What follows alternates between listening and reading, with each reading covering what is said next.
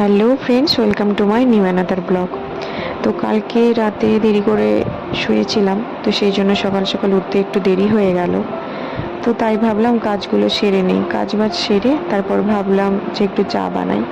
খুব চা খেতে ইচ্ছে করছে, তাই দুজনের জন্য চা বানিয়ে নিলাম।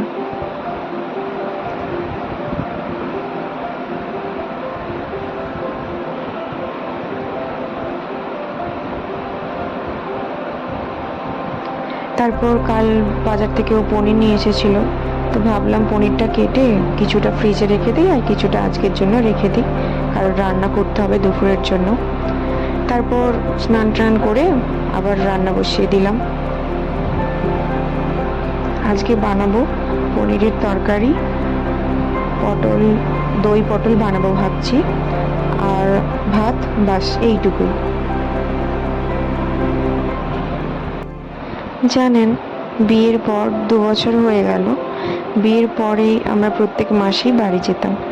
এইবারে প্রথম এরকম হলো যে আমরা বাড়ি যেতে পাই না, প্রায় 2 মাস হয়ে গেছে। আর আমরা যেখানে থাকি এখান থেকে আমাদের বাড়ি স্টেশনের দূরত্ব প্রায় 10 ঘন্টা, যেতে 10 ঘন্টা লাগে। রাত্রে চাপলে ট্রেনে সকালে 7টার সময় পৌঁছে যায়। যাই হোক, কি করা যাবে আর। ঝটপট রান্নাটা হয়ে গেল। এখানে পনিরের তরকারিটা আমি চাপা দিয়ে রেখে দিয়েছি, তারপর একটু ক্যাপসিকামও দিয়ে দিলাম। ক্যাপসিকাম দিলে খুব ভালো লাগে, স্বাদটা খুব ভালো হয়। তারপর ভেজে রাখা পনিরটাও দিয়ে দিয়েছি।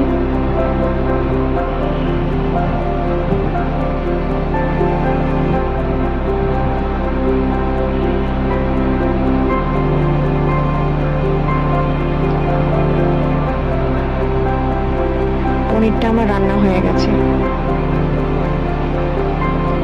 আজকে পনির আলুর তরকারিটা একটু সিম্পলভাবেই করেছি, আদা রসুন পেঁয়াজ দিয়ে যেভাবে করে সেরকমই। তারপর ভাবলাম যে দই পটল বানাবো, তো ঝটপট আমি গরম মশলা আর ধনে জিরে গুঁড়োর পেস্ট দিয়ে দিয়েছি। তারপর ভেজে রাখা পটলও দিয়ে দিলাম। তারপর এরপরে আমি দিয়েছিলাম একটু দই দিয়ে ওটাকে ভালোভাবে কষিয়ে নিয়ে তার উপরে পোস্ত, কাজু বাটা দিয়েছিলাম। তারপরে ওই তো হয়ে গেল ঝটপট দই পটল। তারপর বরের জন্য ভাত সাজিয়ে নিয়েছিলাম। আজকের ভিডিওটা এই পর্যন্তই। ভিডিওটি ভালো লেগে থাকলে লাইক, শেয়ার অ্যান্ড সাবস্ক্রাইব করে দিও সবাই। তাহলে সবাইকে টাটা।